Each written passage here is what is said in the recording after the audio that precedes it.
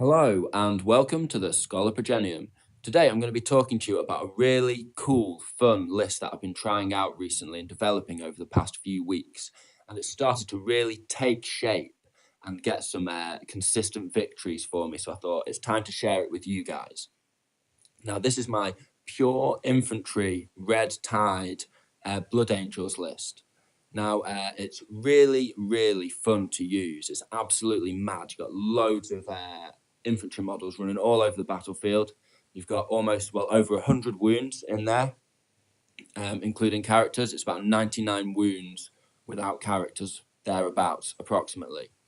And it's really fun for your opponent to play as well because they're just constantly massacring Space Marines. You're taking off handfuls of models. So they get a really fun battle where they get to kill loads of stuff with their units. But despite this ability to kill lots of your models, they will find it very difficult to deal with this list. And it's not an auto win list by any means. You need to play it carefully. But in the right hands, if you know what you're doing, you will really find yourself able to secure victories again and again, because a lot of the time your opponent will not have seen a list like this before. 100 infantry, they will have fought against 100 infantry before, and no doubt, many horde armies out there take 100 infantry as standard, but 100 Marines. Well, it's not quite 100 Marines because I've got tactical Marine Terminators and assault Terminators in there, but there and thereabouts, 100 wounds, toughness 4, 3 up save or 2 up save is very, very hard to deal with. And as the game progresses, you'll find yourself gaining the upper hand, and your opponent will quickly realize that he has bitten off more than he can chew, and you're going to win the game, and you're going to win it decisively. But to win it, you need to understand how to use the list. Now, I've had several losses in a row when I was first using this list, and I really learned some hard lessons. And now that I've started to get those consistent victories time and again, I'm ready to share these core principles with you so that you can start thinking about building towards this list or putting together a list similar to this, not necessarily the exact same models. But if you stick to these core principles that I'm going to describe to you now, you'll be able to develop your own pure infantry list and start purging the Xenos scum and slaying the traitor in the name of the Emperor. So as usual with my videos, I'll split it into chunks. So first of all, I'll go into the core principles that you need to adhere to and need to understand when you're using this list. Then I will talk about the different sort of sections of the list and why I've taken what I've taken.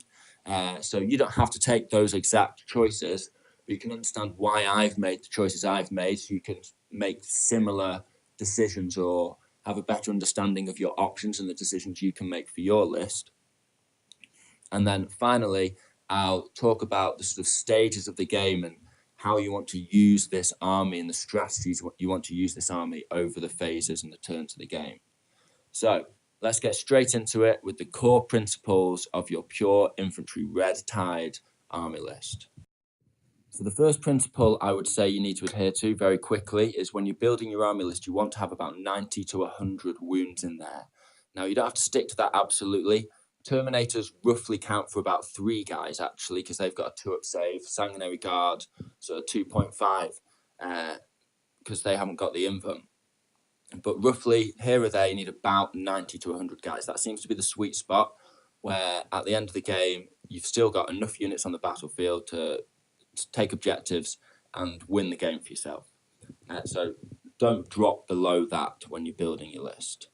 Now, with an all infantry list, you need to constantly be on the attack. You need to constantly be swarming forward and pushing into your opponent's line. So when you're setting up objectives, you don't really care about having too many objectives in your back lines. One objective at the most in your back lines, because you'll be pushing forward with your entire 2,000 points of your army. And that's what makes this army so difficult to deal with, is your opponent will be used to dealing with 2,000 points of Space Marines, but usually you'll have some units back, some units forward, and they won't be dealing with all of them pushing into their face at once.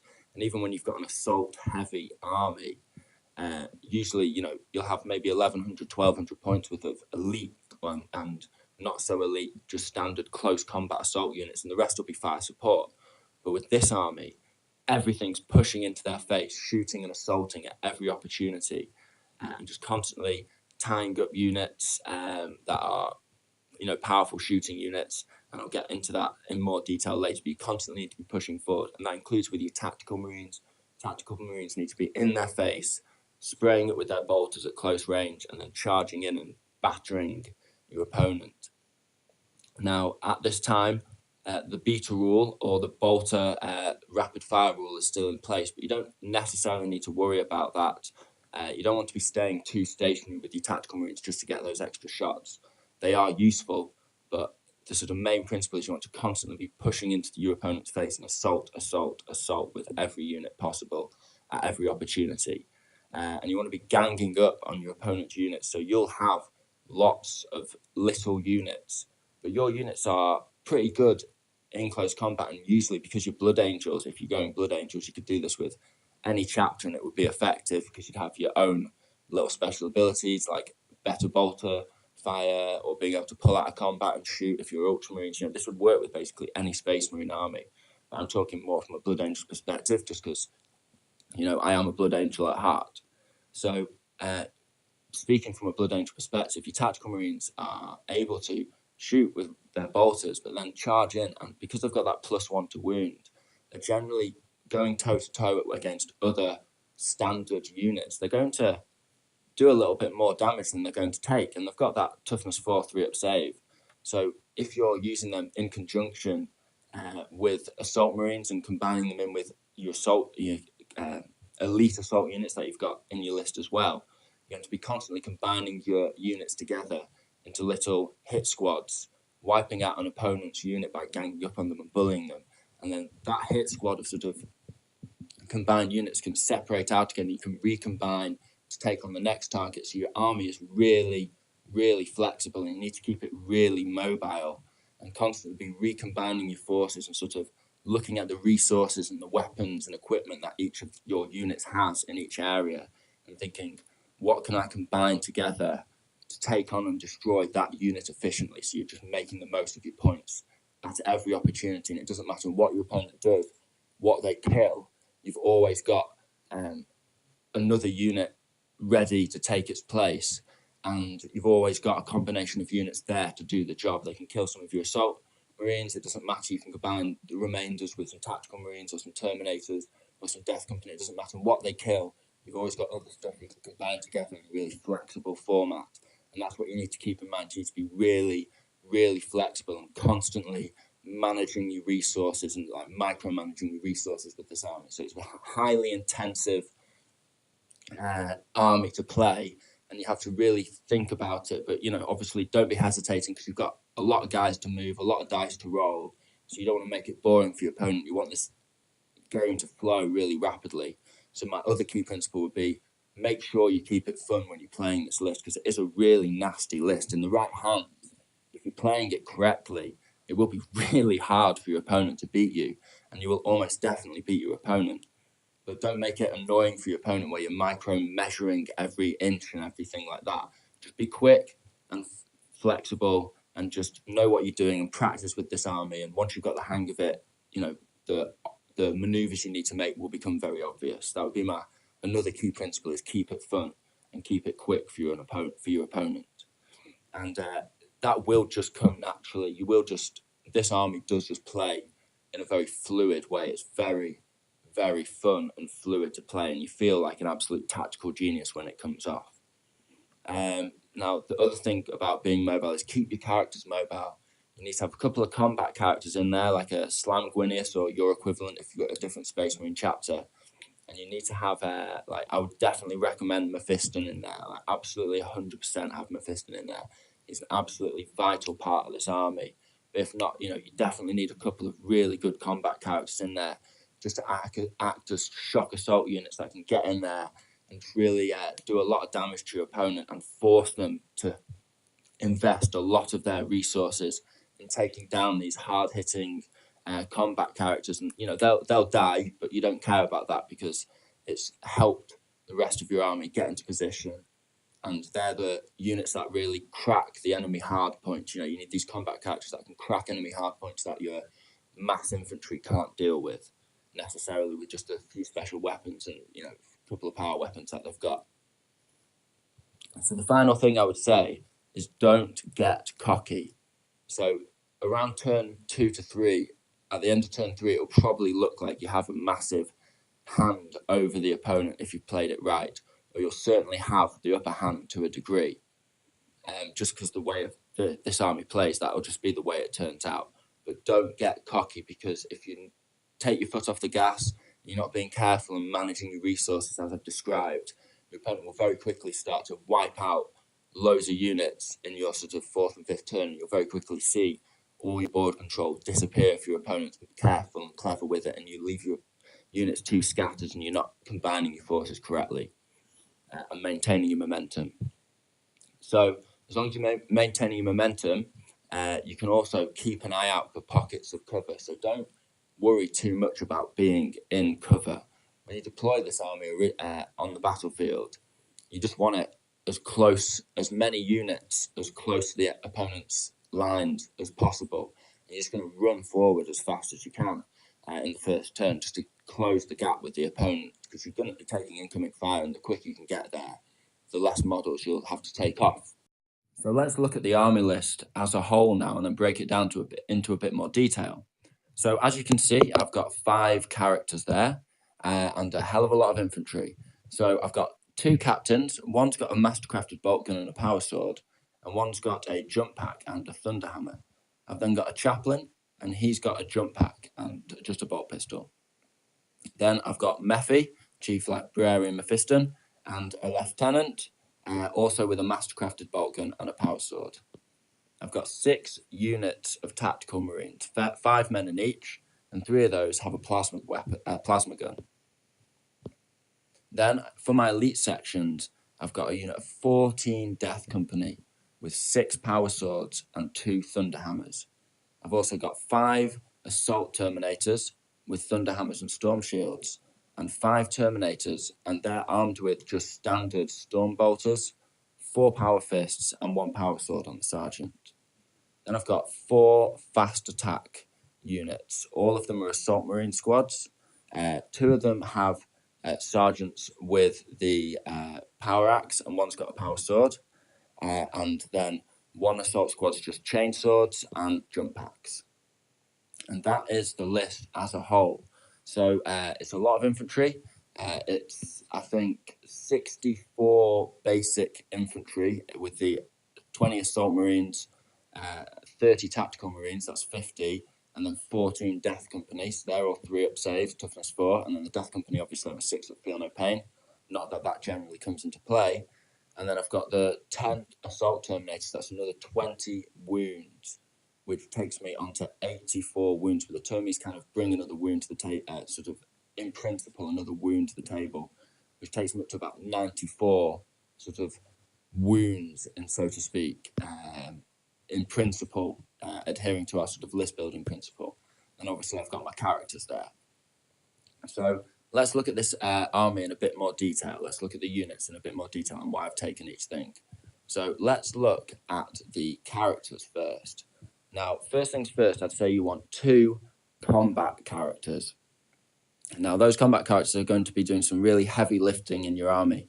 They're going to be focusing on enemy characters that you can pick off, because they're really powerful, so they can absolutely guarantee to kill off an enemy character if they get the opportunity to charge them in combat, and you want to wipe out that character in 1 round of combat and move on. And these guys are going to be really flexible and mobile, and they can take on basically any unit single-handedly. That's what these like hardcore combat characters want to be able to do, and they can help you break enemy hard points. If you've got enemy units in the fray, in the middle of the sort of area where the main battle's going on, and you think, oh, my standard units won't be able to tackle these guys so easily, and they'll slow down my momentum, I won't be able to take them out quickly and move on, then you bring these hardcore characters in, and they crack the enemy hard points so you can maintain your momentum. I've got my chaplain there, and he's supporting my assault units, obviously, as they come in, and he can jump around. He's really flexible and always make sure he's where the biggest combat's going on, and make sure it's got that bubble buff so everyone's re-rolling their attacks in close combat. And then I've got 2 buff characters. Now I've gone for a captain and a lieutenant, and they're just giving me reroll 1s to hit and wound, and they're just going to be with my main units, moving up the battlefield in a mass, nice and safe, and they're going to be doing some fighting as well, but they'll often just finish off sort of a couple of units here and there that are battered. So as the main army moves forward, my main units, my infantry units and my assault units, they won't bother like hanging around to just finish off like small units. They can move on and keep like flexible if a unit pulls out from combat with them and tries to like retreat into cover or something like that. My normal little buff characters, as long as they're staying, keeping those buffs for my main units, they can sort of clear up those battered units that are pulling back from my units, so my units can carry on pushing forward and maintaining that momentum, because you want to keep maintaining that momentum. So they're really good for clearing up little things here and there. They're also good for assassinating characters, because, you know, a captain's pretty good at assassinating other characters. So that's sort of the HQs and why I've taken what I've taken. I've got a couple of buffs always going on in my lines. I've got a couple of combat characters. I've got a psyker in there, and, you know, I've got plenty spread out across all my units. So wherever I'm in the battlefield, I've always got loads of buffs going off and making sure I'm getting rerolls, hits, reroll wounds, that kind of thing. Now, moving on to my tactical squads, the principle here is just to take loads of guys. Now, you could take way more tactical marines. If you own more than 30, go for it. You might not even want to take as many assault marines as I have. I've just taken the models that I have, which is all these tactical marines. And I find that, you know, 3 plasma weapons is about right. You know, if you mix the points up, take special weapons on everyone, take melter, take whatever you like. But I find that the plasma is a really nice weapon to have, and I would recommend plasma if you're going with special weapons. But as your points and models allow, you go for whatever special weapons you want. But these guys are just always pushing forward into the opponent's face, and they're backing up these assault marines, and these guys are charging in as well. Now, remember, these guys are really useful at tying up tanks, because if you're really in amongst the enemy lines and their tanks sort of pull back to their back lines and there's nowhere else for them to go, you know, a squad of tactical marines, even if they've already lost a couple of guys, will more than likely be able to survive any overwatch if they charge at a vehicle. And once they've got into that enemy vehicle, if it's not a flyer, it's ruined. It won't be able to shoot at you, and you really need to be focusing on that. And these tactical marines are really good at sort of just running around and making sure that you're tying up enemy shooting. So if these guys have the option of just standing still and shooting in a little bit of cover, that's also a really good idea. But you want to make sure that you're always optimizing their potential and making sure that you're combining them with your assault marines and your main assault forces and with each other, to always ensure that you're overwhelming the opponent and making sure that you're tying them up, making sure that incoming fire coming into you is reduced as much as possible, and just killing as many models as possible, and just bringing extra wounds here and there, because you've got that extra +1 to wound if you're Blood Angels, but just play to your chapter advantage with your tactical marines. But yeah, mainly extra bodies. And that brings me on to obviously the assault squads. Now, the 3 just normal combat squads with the melters, they're just obviously basically the same as tactical marines.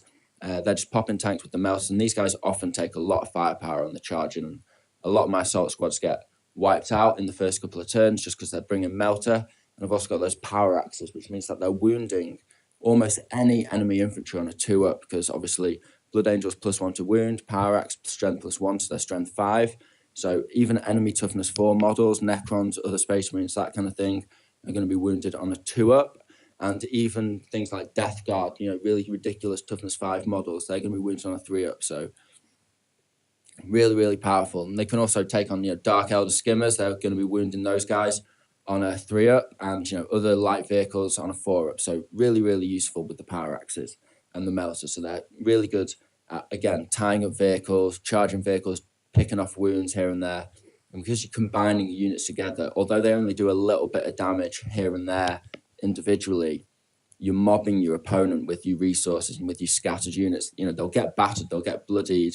You'll have squads with 3 guys, squads with 4 guys, and, you know, a couple of fresh squads with 5 guys.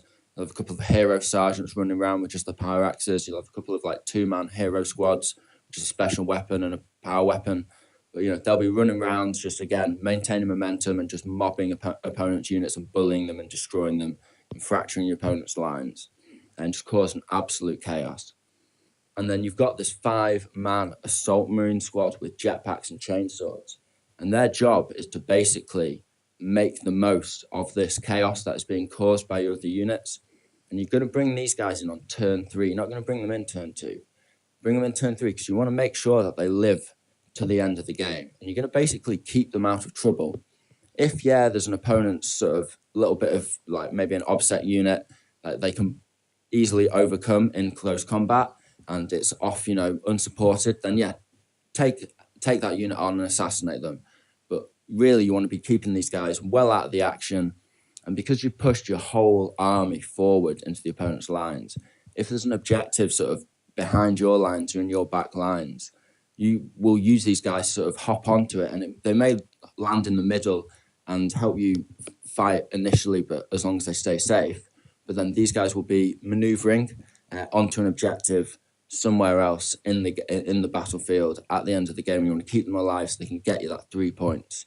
Or, if it's a game where you get points for objectives at the end of your turn or at the beginning of your turn, you want to be making sure that these guys are sat on an objective and always safe, just racking you up those points. And, it just doesn't matter if you're playing with cards, and, I can't remember what that's called because I don't play it very often, but the one where you draw cards and get objectives every turn.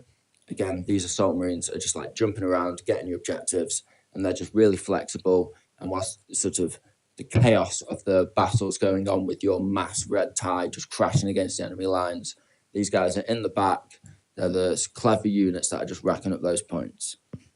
And this finally brings me on to the elite units. Now, with the elite units, you've got your Terminators and you've got your Death Company. And your Terminators are going to drop in amongst your main lines. They're going to support all your infantry. They're not going to drop in on their own, doing their own thing, because that will help you reinforce your lines and basically replace any tactical marines that you've lost in the first couple of turns with even worse units. So your opponent's just like, oh my God, I've just killed off like 30, 40 tactical marines and assault marines, and they've been replaced by 14 Death Company and 10 Terminators. It's even worse. They're just back to square one. And that's the idea with these guys. And you've got those 14 Death Company because it's just a ridiculously huge killer unit. So it just absolutely has to be dealt with because it's so dangerous that it has to be dealt with. But it's so big that it just takes a huge investment of resources from your opponent to wipe out. And that sort of gives the rest of your army breathing room, because they'll absorb almost all the firepower from an opponent's army for a turn. So the rest of your units can sort of reposition and make sure that they maintain their momentum. So you're sort of using almost a pincer maneuver between all your other units, your tactical marines, your assault marines, all your Terminators, making one huge push on your main opponent's lines, and then your Death Company coming in on a flank and just smashing up units and just taking off models and really tipping the tide of the battlefield, or tide of the battle in your favour. So now that I've gone through all of the different units, and one more thing I'll say about the Terminators is they work really nicely in combination, because you've got your tactical Terminators there and you've got your Terminator assault squad. And both of those guys are really tough units, really hard to deal with. And your opponent will be able to counter-assault you, and they will counter-assault you and try and hit you back and, kill off your units. But with these two Terminator units, it's almost like your opponent's stuck between a rock and a hard place. They can't take on all of your assault units that are hitting them. And if they pull back, they're going to, be running towards the Death Company. And you're just going to herd them into one corner of the battlefield and just wipe them out. So now we've looked at the specific unit tactics. What I'll do is I'll talk you through how to combine those tactics over the phases of the game to make sure that you gain victory for the Emperor.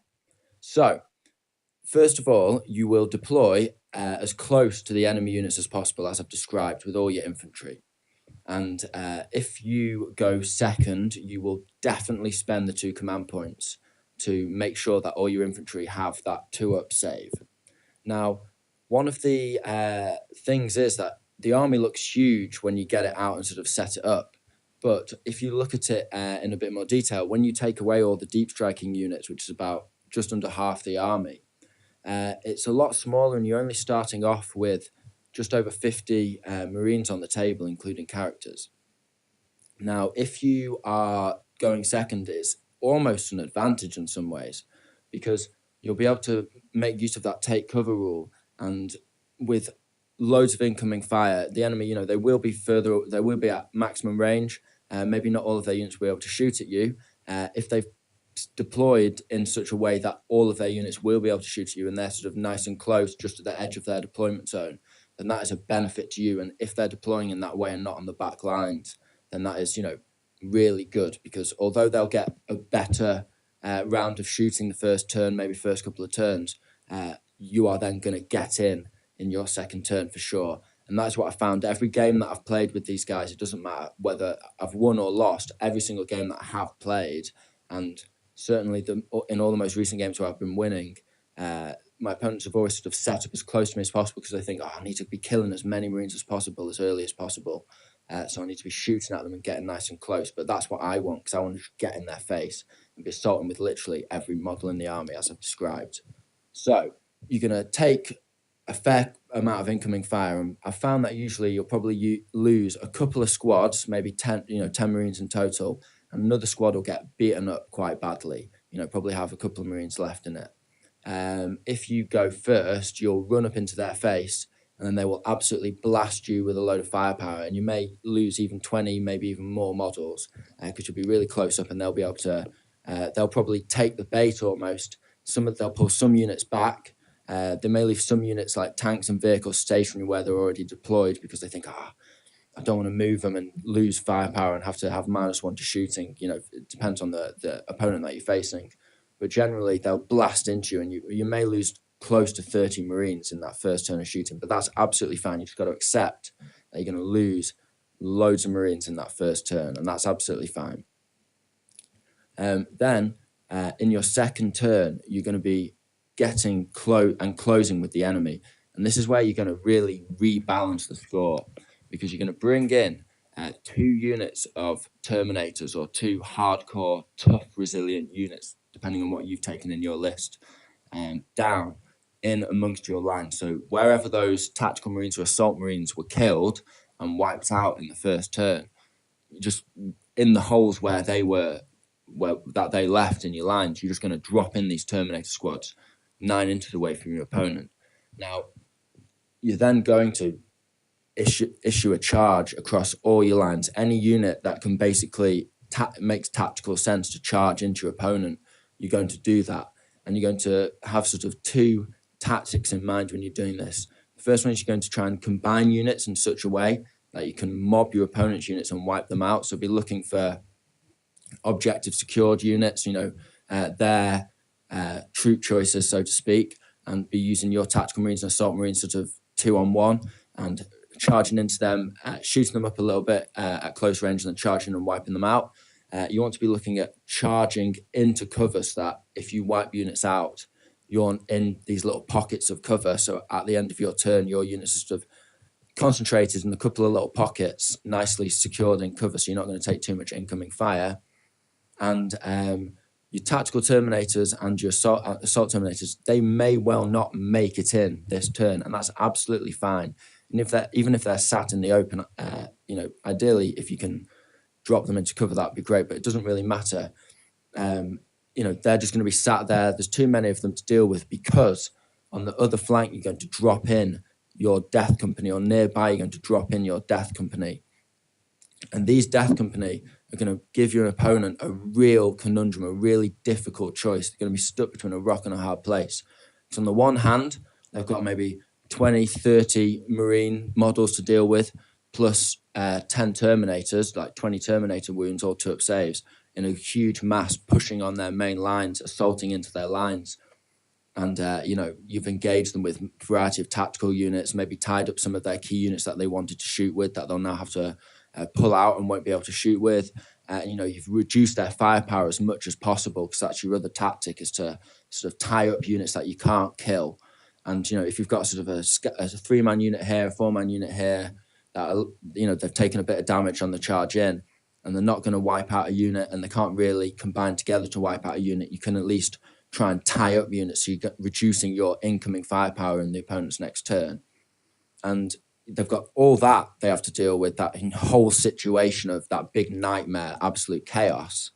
And then they've also got, on their other flank or nearby, 14 Death Company, and you're going to, when you drop them in 9 inches away, you're going to absolutely, definitely spend 2 command points. You've got 14, 15 command points, remember, because you've got 2 battalions, 2 characters, 3 squads of 5 tactical marines each. So that's 10 command points, and you've got 3 for being battle forged, and you've got an extra 1 because you've got an extra character with either 3 assault units or 3 elite units. It doesn't matter what combination you've got, you can take 14 command points. You've got plenty to play with, and you can use these command points now, like 5 command points with the Death Company, or even 6. Drop the Death Company in 9 inches away from a big chunk of their units that you want to wipe out.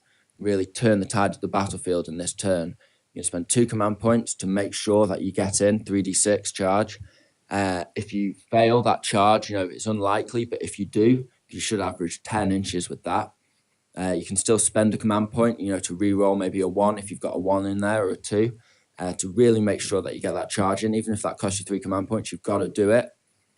Those Death Company get in, and if you can declare as many units as possible within your vicinity, even if you can't get them in the first turn, but you can at least wipe out the first units you come in contact with. If you've got other units within 12 inches, declare them and spend another 3 command points, consolidate into those units after you've wiped out the first units, and at the end of the battle phase, attack the next set of units. And you can be wiping out 2, 3, even 4, if it's smaller units, of the opponent, just with 1 double whammy assault phase, where you're attacking twice in your assault phase and just basically trying to wipe out any unit that is within 12 inches of these Death Company, because a 14-man blob covers a lot of ground. That's got a lot of control of the battlefield, and you can wrap around and sort of hit the enemy lines from the side and really wipe out a load of units. So after you've done that, your opponent's really going to have to focus in on those Death Company, but they've got this huge mass to deal with as well, and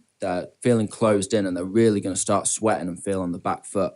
And you've sort of replenished all your lost units with these even worse, even deadlier, even tougher units to deal with, and it just looks, this is where you can sort of almost, the opponent's going to feel like, oh, okay, right, now I know what's going on. Now things are starting to look a bit tricky.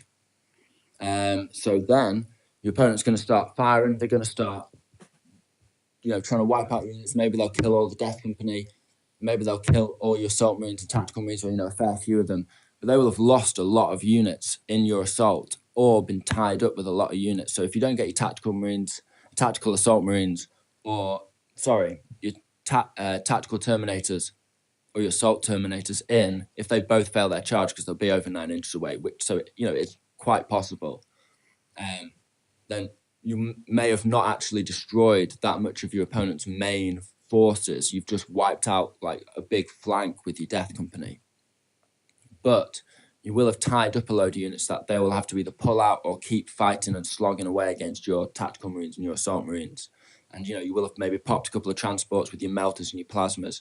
And that's really all they're there for. They don't really need to blow up big tanks. They're just there to make sure that your opponent's units are exposed out of their transports, or any, tanks that are nearby. If they haven't got any transports, you can threaten with those plasmas and melters. But they're there to just make sure that you're just cracking open those transports and assaulting the units inside and tying them up so they can't shoot you.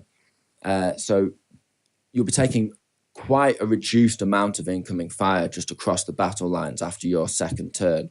If they've pulled back and really tried to avoid you, you may have taken quite a lot of incoming fire. It may have taken 2 turns to actually get into combat, and if you've gone second, it may take 2 turns to get 2 turns of incoming fire to get into combat. But you'll still have a decent amount of forces, and you brought in these reinforcements. It's basically just under half your army coming in one go, and the enemy's really going to be sweating. So you'll be either on a massive advantage at this point, or at least have rebalanced the game and, sort of on an even footing with your opponent after turn 2. Then turn 3, sort of these Terminators are really going to come into play. So what they're going to do is they're going to help you maintain that momentum on your main push and really, again, reinforce your battle line. So they reinforced it being wounds and sort of being able to absorb incoming fire and taking the pressure off your tactical marines and your assault marines in the second turn when they dropped in. And then in the third turn, they're going to be able to move up, and because you will have tied up your opponent's forces with your initial push, these guys will then come in and start smashing apart your opponent's lines and really starting to do the damage and wiping out whole units and doing what the Death Company did in the previous turn. Your remnants of your Death Company, you may have lost half, if not more, if not the whole unit, but whatever you've got left of your Death Company, you will then start pushing in on your opponent and really herding your opponent and sort of putting the pressure on them and moving them away from the objective, so you're getting control of the battle line.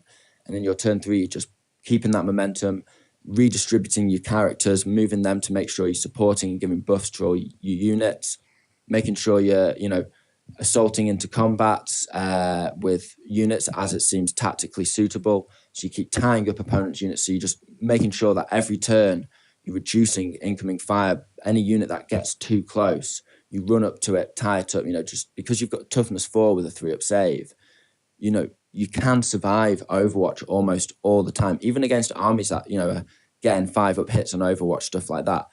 Because you're Space Marines, you will be able to survive that Overwatch and tie them up, and it's just an absolute bloody nightmare for your opponents. It's an absolute nightmare for your opponents because they're constantly tied up, and you're just like pricking away at them. It's like death by 1,000 cuts. You're just bullying units, tying them up, wiping them out. They pull out from you, so then you shoot up units in your shooting phase and then assault different units. You're just constantly moving your units around like fluidly and combining them together and then splitting them up and recombining them, using your elite units, backing them up with your just assault marines and tactical marines just to add a couple of extra attacks here and there. So when your elite units are going against other hardcore elite units, and it would be toe-to-toe, it would be sort of 50-50 who wins. You've got those couple of extra assault marine units or tactical marine units just coming in, adding those couple of extra attacks, killing that extra guy or extra couple of elite guys on their side, and just making sure you tip the battle in your favour. So just maintaining momentum continuously, combining all your different units, all your different resources in the shooting phase and the assault phase. So you're constantly just like this red tide, just consistent waves just breaking over the opponent's lines. So they never have any breathing room, and that's the absolute key. They never have any breathing room. Then in turns sort of 4 to 5, things will have really, the game will almost be over. You will have lost a massive amount of your forces at this point. You will have, a few standard Marines left. You'll have maybe a few remnants of your Death Company, and you'll have, a few Terminators left, maybe one squad of Terminators left, or a couple of squads, and you will have lost maybe at least one combat character, maybe one buff character, because you've got to have those characters going in there, assassinating enemy characters, taking away their buffs, finishing off units that your other units have sort of given a bloody nose in a previous turn. All these sort of tactics combining together, all the tactics that I described previously in the video, you need to be using those throughout the game. And in turns 4 and 5, you're basically just mopping up and you're looking to push onto objectives and sort of dig in. And so if you're remaining tactical marine units, you want to be pushing those, maybe withdrawing them and just making sure that you're sitting on objectives. Then you're going to use your Terminators and remaining assault units and assault marines and that kind of thing to basically either mop up your opponent's forces or tie them up or keep pushing them away from the objectives so that your tactical marines can sit on them, hopefully in cover, or very nearby an objective ready to run onto it in turn 5 in cover. And they're just spraying away with their bolters now, those tactical marines, and you're just sort of digging in with sort of your remnant force. You mainly have 2 or 3 squads left.